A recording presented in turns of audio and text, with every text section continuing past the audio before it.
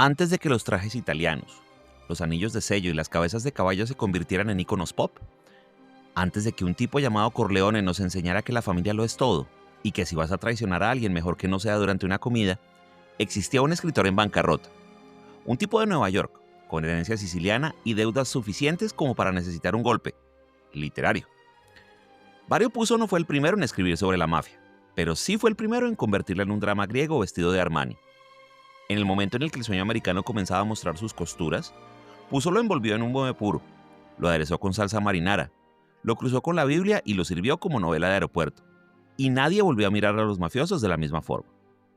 Curiosamente, Mario Puzo nunca conoció a un verdadero gángster. Todo lo que sabía lo había leído, lo había visto o lo había imaginado.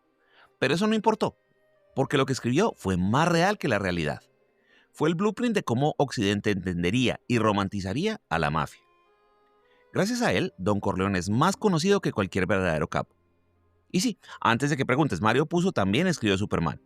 O mejor dicho, escribió los guiones de las películas de Superman, incluyendo la de 1978 con Christopher Reeve. Porque cuando un escritor es bueno, puede inventarse un gángster o un alien en calzoncillos.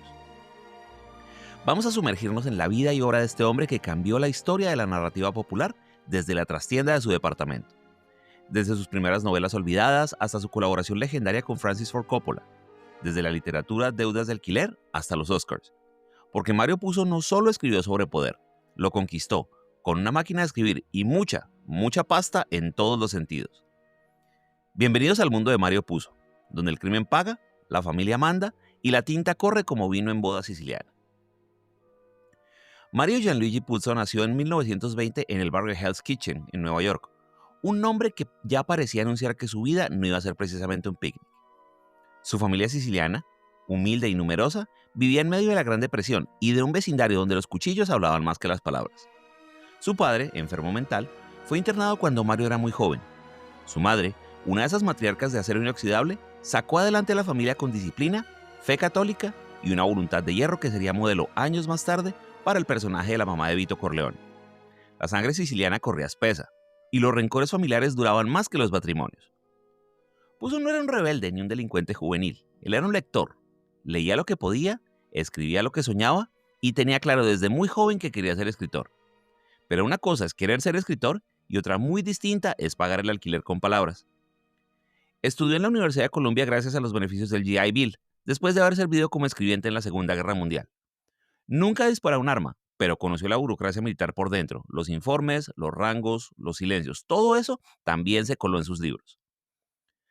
Antes del Padrino, Mario Puzo publicó un par de novelas que nadie leyó, literalmente. The Dark Arena en 1955 y The Fortunate Pilgrim en 1965. Eran obras serias, personales, con ecos de Faulkner y Thomas Wolfe. Especialmente The Fortunate Pilgrim, un retrato hermoso y duro sobre la vida de los inmigrantes italianos en Estados Unidos. La crítica la elogió, el público pues, la ignoró y el escritor se endeudó. A los 45 años, con 5 hijos, créditos reventados y una novela perdida entre los estantes de las librerías, Puzo tomó una decisión que cambiará su destino. Escribir algo que vendiera, no arte, no introspección, solamente algo que el público no pudiera rechazar. Y así, con más necesidad que inspiración, Mario Puzo comenzó a imaginar a un patriarca llamado Don Vito, sentado en la penumbra de su despacho, recibiendo visitas el día de la boda de su hija. El resto ya es leyenda. Mario Puzo escribió El Padrino con una sola intención, solamente una, salir de deudas. Así de poco romántico. No fue un arrebato de genialidad creativa, no fue una pulsión literaria incontrolable. Fue literalmente una jugada para no caer en la ruina. Y lo sabía.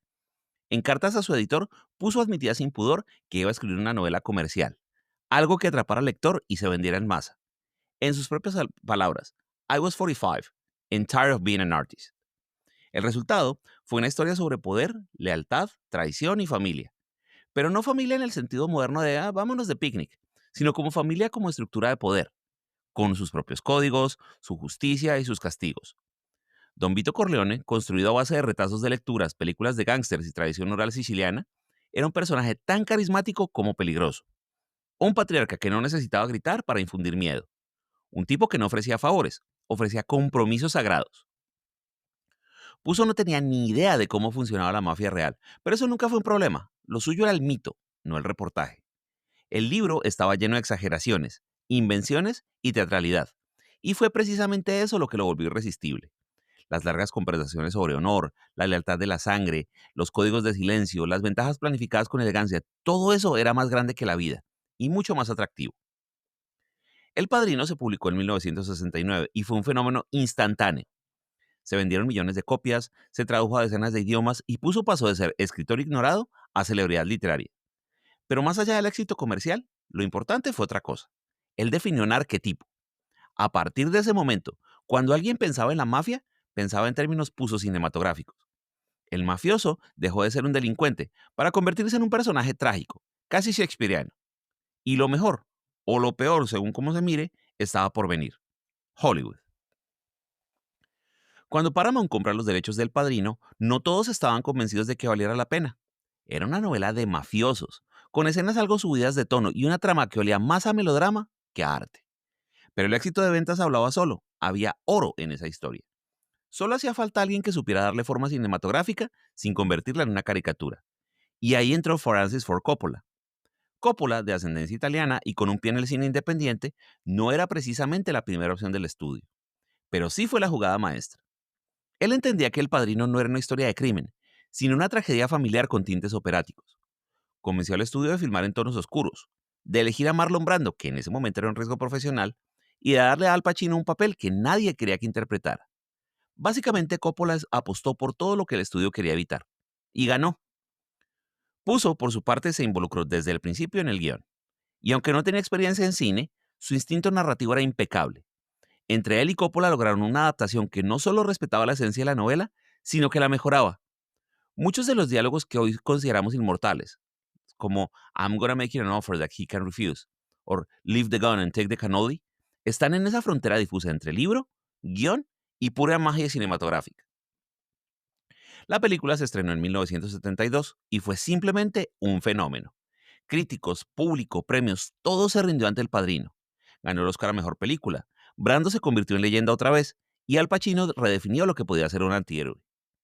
La estética de la mafia cambió para siempre, con trajes oscuros, luces tenues y silencios que decían más que los tiroteos.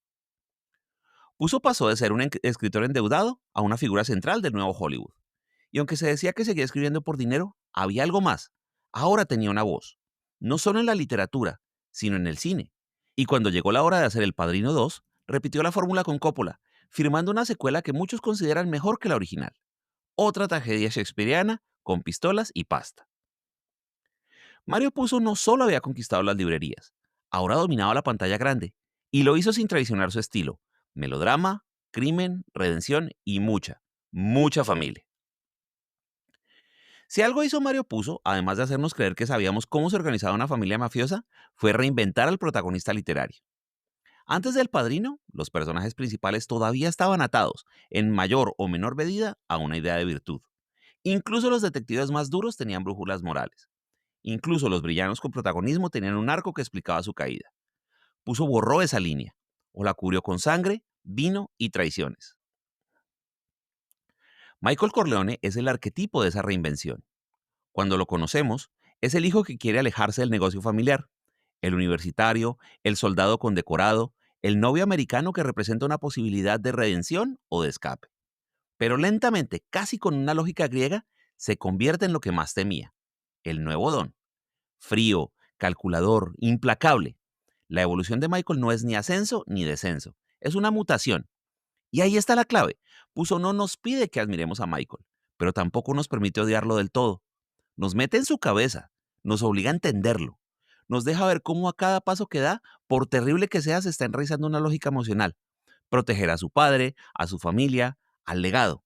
Incluso cuando asesina, lo hace con una especie de solemnidad sagrada, como si estuviera cumpliendo un rito. Esa complejidad cambió el juego, porque a partir de ahí, el antihéroe dejó de ser excepción para volverse regla. Sin Michael Corleone no existiría Tony Soprano, ni Walter White, ni Dexter, ni Tommy Shelby.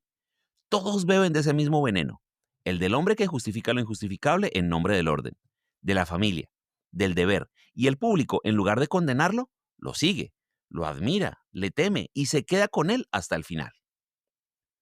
Puzo no solo escribió una historia sobre mafiosos, escribió una nueva moral narrativa, Una donde el bien y el mal ya no están en bandos opuestos, sino abrazados, fumando el mismo cigarro en la penumbra. Una donde el poder es redención, castigo y condena todo al mismo tiempo. Ese fue el verdadero golpe maestro de Mario Puzo. Hacernos mirar al monstruo y tratar de entenderlo. Antes de Mario Puzo, la mafia era un asunto sucio, literalmente. Una estructura criminal de bajos fondos, con jerarquías desordenadas, violencia explícita y un código de honor tan frágil como la vida de un soplón. En el cine, eran tipos con sombrero, acento exagerado y escopetas de caño recortado. En la prensa eran los buenos muchachos de las noticias de sucesos, condenados a páginas interiores y funerales discretos. Después del Padrino, todo cambió. La mafia dejó de ser una organización criminal para convertirse en una institución simbólica. Puzo y Coppola la transformaron en un linaje, en una familia real con sus propias reglas, sus propias liturgias y sus propias tragedias. Don Vito Corleone no era un criminal, era un rey. Michael no era un asesino, era un hijo que al querer salvar a su padre terminó perdiéndose a sí mismo. La sangre derramada se volvió tinta sagrada. Ese cambio tuvo efectos concretos, no solo en la cultura pop, sino en la mafia real. Hay anécdotas, y no pocas, de mafiosos que empezaron a imitar a los Corleone, a vestir como ellos, a hablar como ellos. Algunos pedían que se los llamaran Don, otros decoraban sus oficinas como si estuviera en la casa de Vito. Se reportaron reuniones de clanes reales, donde se veían las películas para aprender estilo. Era como si los capos necesitaran que Puzo les recordara cómo debía comportarse un verdadero mafioso. Incluso el FBI se preocupó, porque la ficción había empezado a influir en la realidad, y no al revés. Pero más allá de lo anecdótico, el fenómeno revelaba algo más profundo, que lo que Puzo había creado no era solo entretenimiento, sino mitología, porque la mafia, al igual que los dioses griegos o los samuráis japoneses, había sido elevada a símbolo. Símbolo oscuro, sí, pero con poder, con valores retorcidos pero reconocibles. Lealtad, respeto, familia, silencio. Y ahí está quizás la mayor ironía. Puzo nunca conoció a un mafioso. Todo lo que escribió lo inventó, lo fabuló, lo extrajo de lecturas, de rumores, de películas viejas y de esa extraña habilidad que tienen los grandes narradores para escuchar lo que nadie ha dicho todavía. El resultado fue un efecto dominó que aún no se detiene. Sin Puzo no habría Scarface, ni Los Soprano, ni Narcos, ni Peaky Blinders. Porque él no solo crea un relato, crea una plantilla. Y todos, desde Hollywood hasta la mafia real, seguimos llenando los huecos con nuestras propias versiones del mito. Después de escribir las dos primeras partes del Padrino y co-ganar el Oscar a Mejor Guión Adaptado junto a Coppola, dos veces nada menos, Mario Puzo se convirtió en un hombre codiciado en Hollywood. Ya no era ese escritor de libros de mafiosos, era el tipo que convierte historias en oro.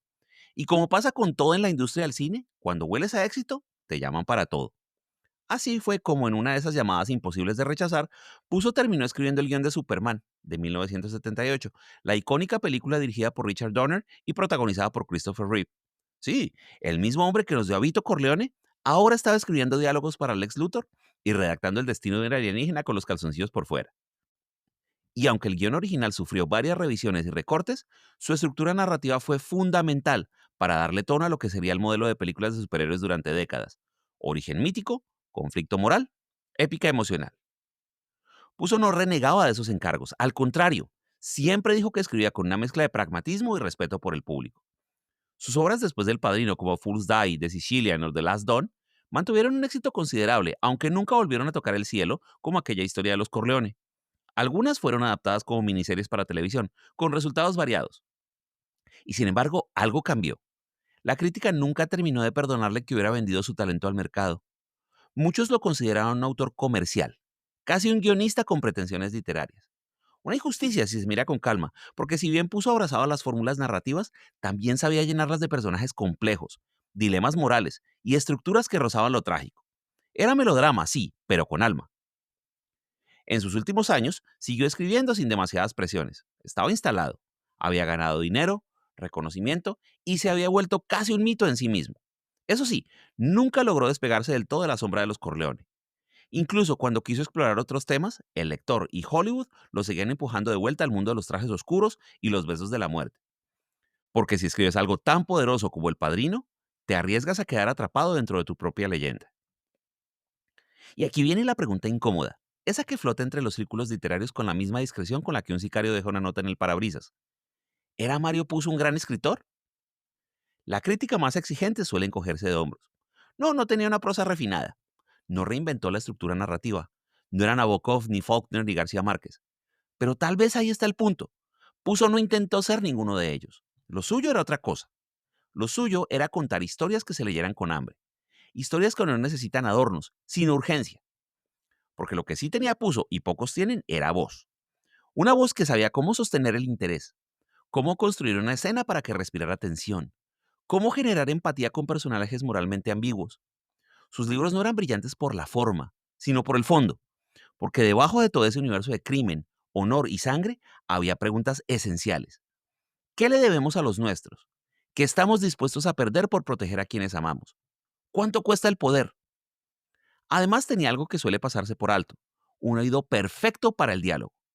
Las frases del padrino se convirtieron en parte del idioma, no por azar, sino porque Puzo sabía cómo hacer que las palabras se quedaran pegadas a la memoria, como amenazas disfrazadas de cortesía. Sus novelas posteriores, es cierto, no alcanzaron el mismo nivel de impacto. Algunas eran derivativas, otras más ambiciosas pero menos redondas, pero todas tenían ese sello, ritmo, tensión y una comprensión instintiva del poder como dinámica emocional. Quizás la mejor manera de entender su talento es esta. Puzo no era un escritor de culto, era un escritor de cultura pop, de masas, de impacto transversal. No era un escultor de frases, era un constructor de mitos. Y en este oficio, el de convertir palabras en arquetipos y personajes en referencias universales, pocos han sido tan eficaces como él. Así que, ¿qué tan buen escritor fue Mario Puzo? El mejor que necesitábamos en ese momento, aunque muchos no quieran admitirlo. Mario Puzo no solo escribió una gran historia, estableció una gramática cultural, un conjunto de códigos, de frases, imágenes, rituales que se convirtieron en algo reconocible para cualquiera, incluso si nunca leyó sus libros o vio sus películas. Su obra se convirtió en un sistema de símbolos que atravesó generaciones, géneros y geografías. Después del Padrino, la mafia dejó de ser una organización criminal para transformarse en una metáfora. Puzo convirtió la figura del don en un arquetipo universal, el jefe silencioso, paternal, implacable, el conciliere como la figura de sabiduría estratégica, el traidor como motor de tragedia. Y todo eso pasó del papel a la pantalla, y de ahí a la vida cotidiana. En la política, se volvió habitual hablar de padrinos, en contextos completamente alejados del crimen organizado. Desde jefes de partido hasta empresarios influyentes, todos eran acusados o celebrados como don algo. Las alianzas eran familiares, las traiciones eran vendetas. El lenguaje mafioso se filtró en los titulares como si fuese parte natural del análisis de poder. En la música, especialmente en el hip hop y en el reggaetón, la figura del capo puciano se volvió aspiracional. Raperos desde Nas hasta Jay-Z pasando por 50 Cent han citado frases del Padrino o han utilizado su estética en portada de discos y videoclips. El respeto se convirtió en capital simbólico. La mesa redonda en altar. La familia en crew. Ya hablamos un poquito de la televisión. En la televisión ese linaje es directo. Los Soprano no existiría sin El Padrino, ni tampoco Boardwalk Empire, Peaky Blinders, Gomorra, El Patrón del Mal, Breaking Bad o incluso Succession. Todas recomendadísimas, por supuesto. Todos esos universos orbitan en torno a una idea central que Puzo cristalizó. El poder absoluto como carga, el crimen como destino y la familia como jaula dorada. En los videojuegos, sagas como Mafia, Grand Theft Auto o The Godfather The Game replicaron no solo la estética, sino la estructura moral del universo pusiano. Tomar decisiones duras, proteger a la familia, castigar la deslealtad, controlar el territorio, todo enmarcado en la lógica del hombre hecho a sí mismo a través del crimen. Y por supuesto, en el lenguaje cotidiano, las frases del padrino son moneda corriente. Te haré una oferta que no podrás rechazar. La familia es lo primero. Mantén cerca a tus amigos, pero aún más cerca a tus enemigos. Son citas que han trascendido la ficción para convertirse en parte del repertorio cultural general. Pocas novelas han logrado eso, y ninguna con tanta naturalidad. Lo irónico es que muchos de los que repiten hoy esas frases no saben quién fue Mario Puzo. Conocen el mito, pero no al autor. Ven la sombra, pero no la lámpara. Y sin embargo, su influencia sigue ahí, en los memes, en las camisetas, en los discursos de oficina, en las bromas entre amigos, como si Don Vito nos hablara al oído en cada momento de tensión, recordándonos que el poder, como la buena literatura, se ejerce en silencio. Mario Puzo, sin quererlo del todo, le dio a la cultura moderna un lenguaje alternativo, uno en el que la moral se dobla, la justicia se negocia y la palabra pesa más que la ley. Y ese lenguaje, más de medio siglo después, sigue vigente porque como todo buen padrino, nunca se retira del todo. Mario Puzo murió en 1999 a los 78 años en su casa de Long Island, dejando atrás 7 hijos, una docena de novelas, un par de Oscars y un mito cultural de proporciones bíblicas. No tuvo una despedida estridente, ninguna escena final dramática, no hubo disparos en la puerta ni vendetas pendientes. Simplemente el telón cayó, como en una buena tragedia. Silencio, oscuridad, fin. Pero lo curioso es que aunque su cuerpo dejó de escribir, su obra no dejó de hablar. Porque El Padrino no es solo una novela ni solamente una saga cinematográfica, es un lenguaje completo. Es un sistema moral con sus propias reglas, donde la traición se paga, la palabra se cumple y el respeto se gana o se impone. Puso no inventó esos valores, pero los organizó en una liturgia. Su mafia no era la del noticiero, era la del subconsciente colectivo. En sus últimos años, aún con la fama consolidada, Mario Puzo era consciente del tipo de autor que el mundo creía que era. Sabía que muchos lo consideraban popular en el sentido despectivo, que lo veían como un guionista de lujo, no como un novelista serio. Pero él había hecho las paces con eso. Incluso se reía de eso. En una entrevista dijo, me criticaron por escribir El Padrino, pero no cuando llegaron los cheques. Y sin embargo, también sintió el peso de su creación. Puzo admitía con ambigüedad que quizás había contribuido a glorificar a los mafiosos, que en lugar de mostrar el crimen como algo destructivo, lo había vuelto trágico, honorable, incluso deseable. Pero también sabía que la ficción tiene su propio código, uno donde lo importante no es la fidelidad al dato, sino la fidelidad al alma de la historia. Hasta el final, siguió escribiendo. Omertá, su última novela, fue publicada en el año 2000, pocos meses después de su muerte. Fue su despedida y, como era de esperarse, volvía al tema que lo había obsesionado toda su vida: el silencio, el código no escrito, la lealtad más allá de la ley. Porque en el universo Puzo las palabras valen más que los contratos. Y la familia, sea de sangre o de sangre derramada, es lo único que verdaderamente importa. Hoy su influencia se filtra por todas partes, en series, en videojuegos, en expresiones cotidianas. Todos creemos saber cómo habla un mafioso, cómo se sienta, cómo mira. Pero lo que realmente sabemos es cómo Puzo nos dijo que eran. No fue solo un autor de bestsellers, fue un arquitecto del imaginario, un mitógrafo moderno, el hombre que le dio voz, forma y fondo a uno de los arquetipos más fascinantes de la cultura occidental. Y todo porque un día necesitaba pagar un crédito. En una escena que nunca existió, pero que bien podría haber sido escrita por Mario Puzo, un viejo escritor camina por la casa en bata, temprano por la mañana. Afuera, el mundo ya ha despertado, con sus titulares, sus mafias corporativas, sus traiciones sutiles. Él enciende el café, se sienta frente a la máquina de escribir, porque sí, aún la usa, y empieza a escribir una frase que no tiene final, porque los finales, lo sabe, son una ilusión. Mario Puzo escribió sobre la mafia, sí, pero en el fondo escribió sobre el precio del poder, sobre la fragilidad de la sangre y sobre esa constante necesidad de controlar lo incontrolable. El destino, la familia, el amor. Le dio voz a una generación que necesitaba héroes y villanos y terminó dándoles una figura que era las dos cosas al mismo tiempo. Él nos enseñó que el poder no grita, que los verdaderos movimientos se hacen en la sombra, con la misma lentitud con la que envejece un padre. Nos mostró que el amor puede ser brutal, que la traición puede ser elegante y que el crimen, cuando se mira con suficiente distancia, puede parecer un poema torcido. Puso nunca pretendió ser Shakespeare, pero escribió tragedias. Nunca quiso ser profeta, pero dejó frases que la gente cita como si fueran escrituras. Nunca fue mafioso, pero definió la mafia para todo el planeta, con tinta, con silencio, con ritmo. Quizás por eso, cuando uno termina de leer El Padrino o de ver la película, queda flotando un murmullo, una sensación rara, como si supiéramos que en algún rincón de nuestra vida todos estamos negociando con algo, con alguien, con nosotros mismos. Y entonces, como haría Don Vito, cerramos los ojos y respondemos sin palabras, porque lo que escribió Mario Puzo no se dice, se entiende. Gracias.